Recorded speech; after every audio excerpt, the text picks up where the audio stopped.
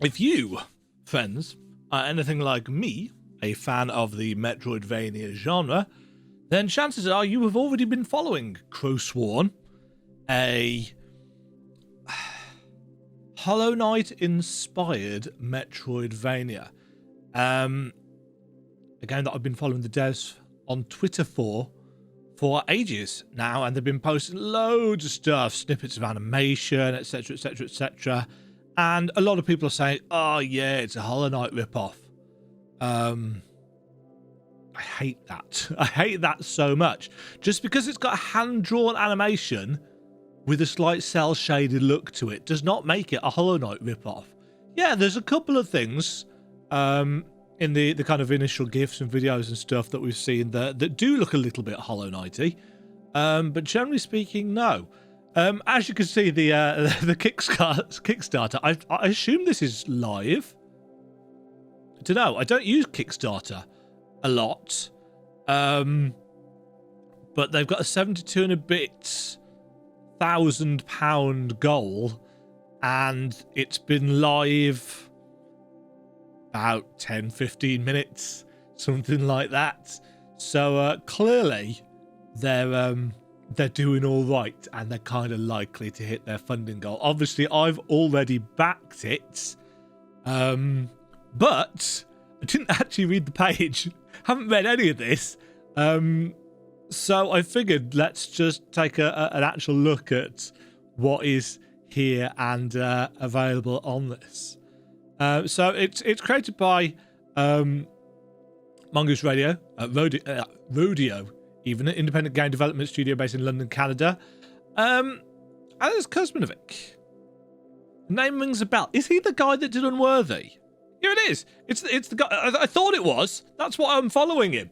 He's the guy that made Unworthy. If you haven't tried Unworthy, it's a really good 2D Metroidvania with no jumping. And it's got a really kind of grim grayscale aesthetic, apart from Blood and Soul Flame, which are bright red and pure white, respectively. I really enjoyed it. I found it very difficult because I was stupid and I butted my head against it. I played it back in 2017. There's a playlist actually somewhere on my channel. I'll see if I can remember to link that. Really good. Do I recommend watching me play it? No, not really. I recommend actually playing it for yourself. But yeah, this is the new game from him. So explore a grim fantasy world inhabited by men and monsters alike in this action-packed Metroidvania inspired by Hollow Knight, Bloodborne, and Devil May Cry. And from what I've seen, those influences are very clear. Hand-drawn Metroidvania, strong design emphasis on explorative platforming, immersive combat, and compelling storytelling. Plan is to release on Steam, Mac, and Linux, as well as Nintendo, Sony, and Microsoft consoles. Since porting can be a cumbersome, drawn-out process, and we're between console generations, we can't yet confirm the final list of platforms or guarantee it will release on all platforms simultaneously. If the release is staggered, our goal is to ensure backers will receive a copy of the game as soon as it's available on the chosen platform. Exceptional care has been taken to handcraft every single art asset, as well as animate every single frame in a beautiful traditional animation style. They really have. The animation is really, really nice. They've been posting GIFs of it on Twitter for months now, and it's like everyone that comes out, it's like, ooh. We've got some bits and pieces, updates. So that's so far. We've got some music. I've not listened to this.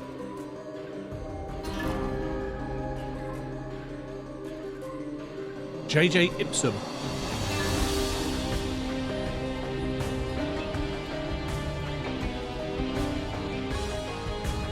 Yep.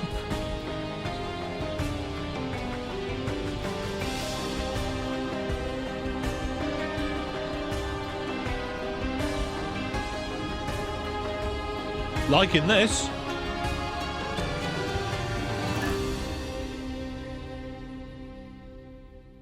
Liking that a lot. That's very, very catchy indeed. Price of Penance. Nice. Story. Ooh, we've got a map. In Ferandal, a dark and oppressive world where even the air seems to carry weight, you awake from a deep slumber. You find yourself in a coffin, buried in an unmarked grave surrounded by unfamiliar territory.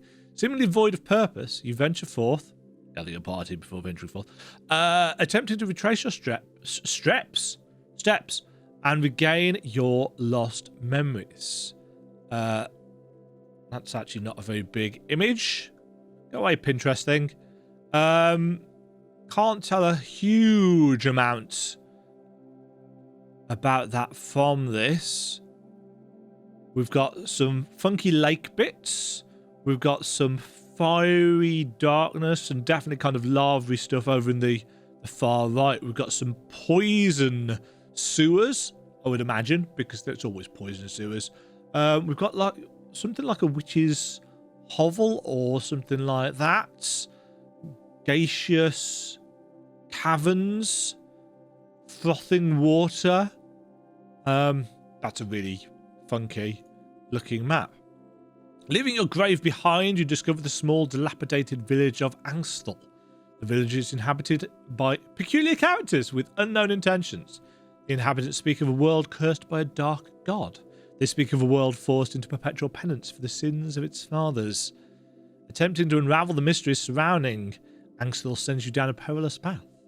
As you lay waste to monsters that stand in your way, you continue to explore the neighbouring lands in an attempt to uncover the truth behind your burial and the secrets surrounding this strange curse. Gameplay. Oh, and here we go. You can actually see some of the gameplay. You explore a giant interconnected world that is inhabited by vicious enemies and monsters. Danger lurks around every corner. Use a wide variety of abilities to overcome platforming challenges while simultaneously juggling combat encounters. Every challenge is designed with the intent of having the player feel like a total badass when they triumphantly overcome it. As you explore the non-linear world, you will discover new abilities that will allow you to backtrack and unlock new regions of the world. As you explore, you will encounter bosses. They will be challenging, and they will be epic. So you can see from the GIF. Let's zoom in on that a little bit. You can see the obvious kind of Hollow Knight inspiration there. But that's not necessarily a bad thing. It kind of looks a little bit faster paced than Hollow Knight as well. Combat and abilities. In Crowsworn, you are equipped with 3 unique weapons: Scythe, Pistols, and Corvian Magic. Scythe is the primary weapon of choice when it comes to close combat. It deals the most consistent damage at close range. No consumption of resources. Primary weapon when interacting with environmental triggers and hazards. Pistols are an exceptionally powerful tool when you need to dispose of enemies from a distance. Although the damage is limited by the number of bullets you can chamber, the pistols can be reloaded at no cost. The player should be wary of when they choose to reload, as the action takes a brief period of time to execute. As such, it should be reserved for moments when you are outside of combat. So, as opposed to Hollow Knight, where your main ranged attack was the Spirit Spell, which consumed resources, this has got a limited amount of ammunition, but limited amount of ammunition you can chamber, by the sound of it. Corvian powers are the most flexible and diverse weapons in your arsenal. Dark magic powers can do a multitude of things: firing long-range projectiles, bursting area effect explosions, or launching deadly shadow hands to pull your enemies to their doom. Dark magics are intended to bridge the gap between ranged and melee, as well as magnify the extremes. Although these powers are more powerful than the other 2 weapons, they must be used sparingly, as they will consume malice. Malice is a resource that can be generated strictly when you deal damage to enemies with your scythe. So if you're going to go for that kind of melee sorcerer style builds. Taking inspiration from Bloodborne and Devil May Cry led to a design of a highly stylized and fast-paced combat system. Designing a complex combat system did not come without a fair share of challenges. We've gone to great lengths and spent countless hours iterating on the control, feel and responsiveness in order to ensure that the game feels great to play. Our philosophy is that when a player pushes a button, they should always get the result they expect. Good philosophy, really. In addition to responsive combat, one of our primary goals was to ensure that players would have the room to express themselves in every combat situation. Most enemies can be approached with a simple 1-2-3 hit methodology, with the occasional dodge roll, but those who are more brave could perform some styling tricks, like what you see here. So we've got dodge rolls, combo, with the red beam seems to be the magic. So roll, couple of side attacks, beam, Corvian magic, pistols, magic. Yeah. It's also possible to do some other combos that require a little more grace rather than brute strength. It's possible to throw your scythe and ping-pong bounce it with your bullets. Oh, that's cool. This effectively turns your scythe into a damaged megaphone, converting lesser bullet damage into greater melee scythe damage. That's going to be an interesting one. I like that. I hadn't heard about that. I've seen the GIF here before. This is new to me. That's the same font as used in Darkest Dungeon, isn't it? No. Yes. Also the same font used in Castlevania Lords of Shadows, I think. On your journey, you'll collect animus shards, the primary currency in the world of Crowsworn. Using these shards, you'll be able to procure goods and services. Size damage, size range, malice per attack. Platforming and navigation system is something we're exceptionally proud of. Spent a lot of time fine-tuning the get. Whoa. Sorry, I got distracted by the GIF. So it's got the ping-pong pogo thing from... I mean, most people will know it from Hollow Knight. Also, of course, from things like DuckTales. The platform and navigation, we spent a lot of time fine-tuning the game feel and making sure the nitty-gritty elements like jump heights, dash distances, pogo bounces are as close to perfect as perfectly possible. A lot of inspiration from other games from my childhood, including but not limited to Donkey Kong Country. I can't say I never played Donkey Kong Country, because I did, but I didn't play very much of it. Maybe I should. Spirit Lantern Dashing. That looks very cool. It definitely seems faster paced than Hollow Knight. Runes and Constellation. Discover powerful runes that you can use to strengthen your character and attune your combat style. Runes come in one of 3 elements: spirit, blood, and flesh. Runes must be slotted into weapon sockets, and each will augment or modify the properties of your weapons and abilities. Additionally, provide special bonuses based on the elements of adjacent runes in the socket configuration. These bonuses can range from subtle modifiers like increasing damage or range to more unique modifiers like adding area effect explosions to your bullet projectiles. In addition to runes, you will also discover star fragments as you explore the land of Ferandal. Each fragment you discover has the power to alter and or enhance your abilities in unique and powerful ways. Configure the very stars to create a constellation that caters to your personal combat style and lay waste to your enemies. So you can customize... I assume that was our... Oh, yeah, that seems to be our kind of upgrades. Or maybe it's a special thing. So, back at tiers. You've got your different tiers along the top. There are quite a lot of different rewards. But interesting that you need to pay like 650 Canadian dollars to get your name in the credits. Design a Corvian ability, design a mini-boss, design a boss... That's a lot of money. That's a lot of money. I've just gone for the that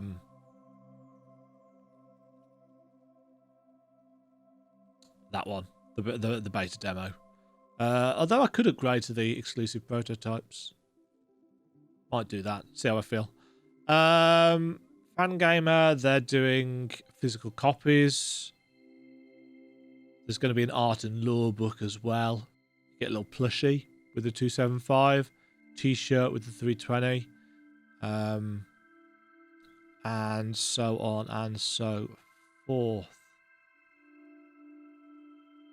Yeah, very experienced team working on Crowsworn. Lead designer Aleksandar Kuzmanovic. Sole developer behind the successful Metroidvania Unworthy, which I really enjoyed. Alex Loudon has worked on several projects in the Unity engine. Matthew Griffin is doing the marketing and PR. Launched some big titles, including Hollow Knight. Derek Muckreff's the man responsible for most of the environmental art you see. J.J. Ibsen's the composer. I don't know any of those, but the little bit that I've heard is great.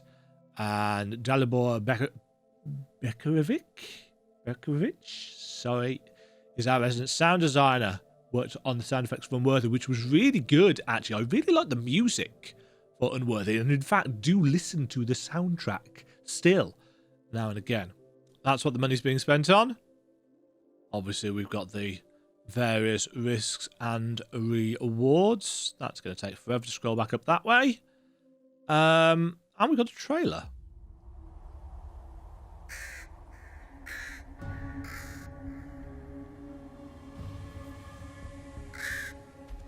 Car.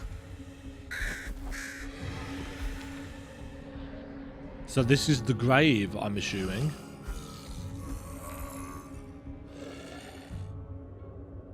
Gun in the face? Gun in the face.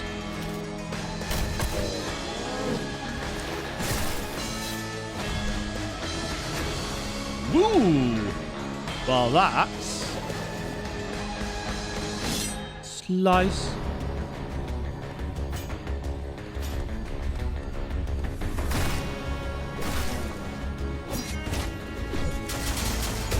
Yeah, and you can definitely see the Hollow Knight influences in this, but... That's really cool. Especially these spikes. It's much more colourful. However.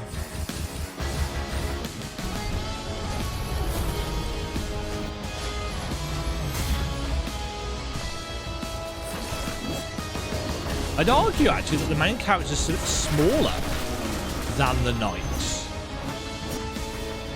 Oh, spikes!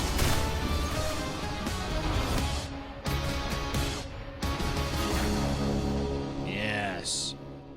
Yes, indeed.